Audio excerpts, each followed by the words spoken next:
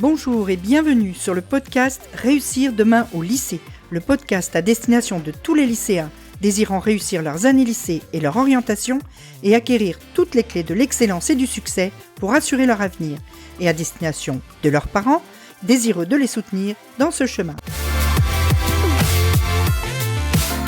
Je suis Nathalie Mougel, coach scolaire, et j'accompagne les lycéens qui souhaitent réussir. Je les aide à obtenir les résultats qu'ils méritent et l'orientation qui leur correspond vraiment, en apprenant à mieux se connaître dans leur fonctionnement d'élève et leur désir d'adulte en devenir, et en mettant en place des méthodes personnalisées afin qu'ils puissent sereinement envisager un avenir plein de sens et d'abondance. On se retrouve aujourd'hui pour un épisode solo qui en fait est le premier d'une série de 2 qui va nous amener à voir les choses que tu dois pas faire ou que tu dois faire pour réussir tes examens. Et aujourd'hui, on va s'attacher aux choses que tu dois faire pour réussir tes examens. Alors avant qu'on rentre vraiment dans le vif du sujet, je te rappelle que si ces épisodes te donnent un minimum de valeur, tu peux me soutenir tout simplement en me mettant 5 étoiles sur Apple Podcasts, Spotify, quelle que soit la plateforme sur laquelle tu m'écoutes. Donc, on est parti. Aujourd'hui, les erreurs à éviter pour réviser et réussir tes examens. La première chose que j'ai envie de te dire à ce propos, c'est que ce que tu peux faire de pire pour préparer tes examens, c'est perdre ta confiance en tes capacités. Si tu n'as pas confiance en toi, tu peux faire ce que tu veux, tu jettes dès le départ un voile sur ta réussite et tu te mets quelque part tout de suite des bâtons dans les roues, tout simplement parce que tu ne crois pas en toi. Alors, évidemment, il ne faut pas te surestimer, il ne faut pas avoir trop confiance, parce qu'il va falloir à un moment donné que tu fournisses le travail nécessaire, et que si tu as trop confiance, tu vas avoir tendance à te dire « c'est bon, on y va, tranquille, pépouze ». Mais surtout, il ne faut pas te sous-estimer. Tu es capable de faire des choses, tu l'as déjà prouvé. Il te suffit de regarder dans tes résultats passés pour trouver un moment ou un autre où tu as su réussir. Et donc, c'est important que tu te rappelles que tu es capable de bien faire, que tu es capable de réussir cet examen et que tu as en toi tout ce qui est nécessaire pour y parvenir. Tu vas donner le meilleur de toi-même, tu vas faire de ton mieux et tu vas y arriver. Donc ne perds pas ta confiance en toi, au contraire, c'est le moment de la booster. Deuxième erreur que tu peux être tenté de faire, notamment si tu manques de confiance en toi et si tu as l'impression que jusqu'ici tu n'as pas fait ce qu'il fallait pour réussir ton examen, c'est de travailler jour et nuit. Et de te dire « oh là là, il faut vraiment que je travaille comme un fou parce que là, sinon, je vais pas y arriver. Donc, je vais me faire un plan de travail d'enfer et je vais travailler le matin, l'après-midi, le soir, tout le temps. » Ça ne sert à rien de passer tes journées à bosser non-stop. C'est plutôt contre-productif qu'autre chose. C'est-à-dire que, en fait, on en a déjà parlé souvent, ta capacité de travail, ta capacité de concentration ne sont pas illimitées.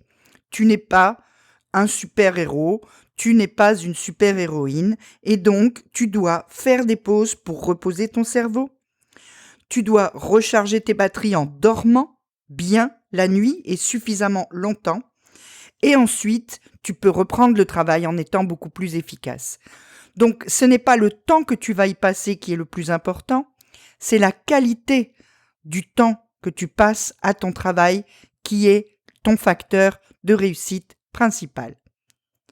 Ne commets pas non plus, troisième erreur à éviter, l'erreur inverse qui est de te dire « je vais m'y mettre, je m'y mets demain, oh non, pas aujourd'hui » et donc de finir par t'y mettre au dernier moment, juste avant l'examen, après avoir procrastiné allègrement pendant plusieurs jours, voire plusieurs semaines, Parce que du coup, tu vas te retrouver au moment de l'échéance avec beaucoup trop de travail, beaucoup plus que ce que tu pourras faire avec le temps qu'il te reste. Et donc, forcément, tu vas arriver à l'examen. D'abord, tu vas arriver crevé, parce que tu vas être obligé, là, du coup, de travailler beaucoup plus longtemps et avec moins de pause et de repos que ce qui t'est nécessaire. Et puis ensuite, tu vas arriver avec des impasses. Forcément, tu vas arriver avec des impasses. Donc, tu vas te retrouver à devoir compter sur la chance, notamment la chance de tomber sur un bon sujet ou sur la chance de tomber sur un examinateur sympa. Et il n'y a rien de pire que de devoir compter sur la chance pour réussir. Tu sais très bien comment ça fonctionne, la chance, hein? Tu as déjà regardé combien de gens gagnent au loto? Eh bien là, c'est pareil. Hein. Donc, travaille un peu tous les jours et toute l'année, c'est beaucoup plus efficace que de t'y mettre une semaine avant l'examen, notamment pour la philo ou le grand oral. Mais ça marche aussi pour les épreuves anticipées de français, où il va falloir que tu te mettes à réviser bien plus tôt. On ne parle pas du fait que tu sois peut-être étudiant, où là, vraiment, c'est ton travail sur le long terme qui va payer à la fin de l'année. Une erreur qui va avec celle-là, c'est de ne rien préparer et d'accumuler du stress parce que justement tu ne te sens pas prêt. Si tu ne te sens pas prêt, tu vas te mettre la pression, tu vas avoir énormément de stress, tu vas être angoissé parce que tu as besoin de compter sur la chance, parce que tu as besoin de etc. Et donc, c'est important que tu saches gérer ton stress, que tu saches gérer tes angoisses, d'abord en étant préparé et organisé, c'est la première chose, mais aussi en prenant du temps pour toi pendant tes révisions, faire des pauses, prévoir tes pauses dans ton organisation. Tu peux aussi, pour gérer ton stress et ton angoisse, si tu y es beaucoup sujet, tu peux pratiquer la méditation, la cohérence cardiaque. Ce sont 2 méthodes qui fonctionnent très très bien. De toute façon, même si tu n'es pas très stressé, la méditation et la cohérence cardiaque sont 2 moyens très intéressants de faire des vraies pauses avec ton cerveau et de faire en sorte que de temps en temps, ton cerveau fasse reset et se retrouve frais et dispo pour une nouvelle période de travail. On arrive à la question de l'organisation. Évidemment, ne pas t'organiser est une erreur fatale. Pourquoi ? Parce que du coup, tu vas travailler un peu à la vue. Tu vas travailler au petit bonheur la chance. Allez, là, je fais 30 minutes de philo. Je fais quoi ? Oh, tiens, ce chapitre-là, je l'aime bien, je fais celui-là. Et puis, au bout des 30 minutes, tu dis « Oh, j'ai pas fini, mais c'est pas grave, hein, il paraît qu'il faut faire des pauses, donc je vais faire des pauses. Et puis, je m'y remettrai tout à l'heure. » Et puis, quand tu reviens à ton bureau, tu dis « Ah, mais ce chapitre, il m'embête, j'ai pas envie de le finir aujourd'hui. Je vais en commencer un autre. » Bref, tu imagines tout de suite le chaos de la préparation et le bazar dans ton cerveau avec tout ça. Donc, c'est super important d'organiser efficacement tes révisions pour bien gérer ton temps, bien gérer ta charge de travail. Tu prends un planning, tu mets dedans les tâches que tu as à accomplir, tu les découpes en plusieurs petites tâches si ce sont des tâches importantes, et puis ensuite, tu y vas parce que tu sais où tu vas. Tu sais que aujourd'hui, je fais ça, ça, ça et ça, et ce soir, c'est fini. Tu sais chaque jour ce que tu dois faire. Au moment où tu te mets au travail, tu sais déjà pourquoi. Quand tu te lèves le matin, tu sais ce que tu vas avoir à faire. Tout ça, c'est des barrières à la procrastination très, très efficaces. Comment peux-tu procrastiner et dire « Ah, je vais le faire demain parce que là, aujourd'hui, je sais pas trop ce que je vais faire. Donc, je vais plutôt aller me balader. » Non, tu sais ce que tu dois faire. C'est écrit sur ta feuille, c'est écrit sur ta to-do list, c'est écrit dans ton téléphone, c'est écrit où tu veux. Mais tu as la liste des tâches que tu dois accomplir aujourd'hui, le temps qu'elles vont te prendre et l'heure à laquelle tu vas les accomplir. Tu n'as plus qu'à dérouler ta journée comme tu l'as prévu.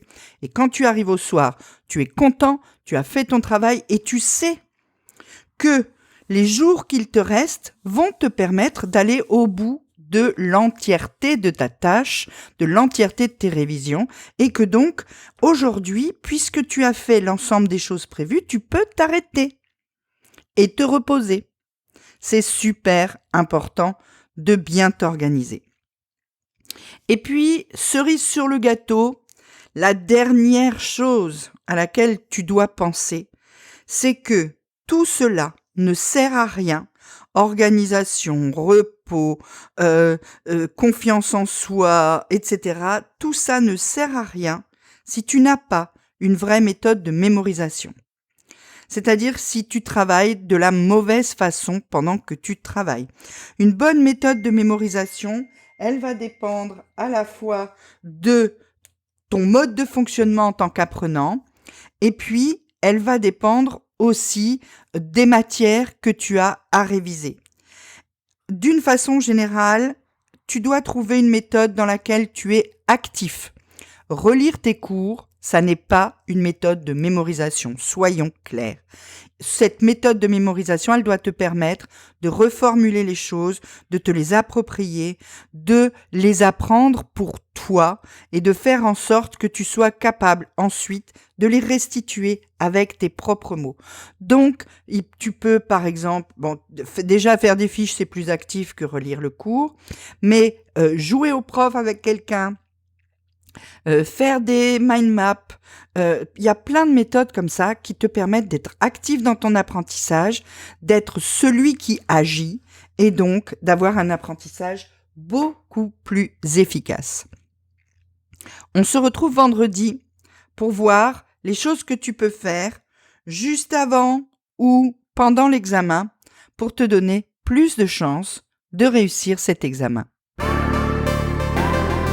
Si cet épisode t'a apporté un peu de valeur, si tu veux me soutenir, je t'invite à aller me mettre 5 étoiles, que tu m'écoutes sur Apple Podcasts, Spotify ou n'importe quelle plateforme. C'est le meilleur moyen pour me permettre d'aider encore plus de lycéens. Et si tu as 30 secondes, tu peux même mettre un avis. C'est encore plus efficace. En attendant, je te dis à très vite dans un prochain épisode. Entre deux, on se retrouve sur Instagram. À bientôt!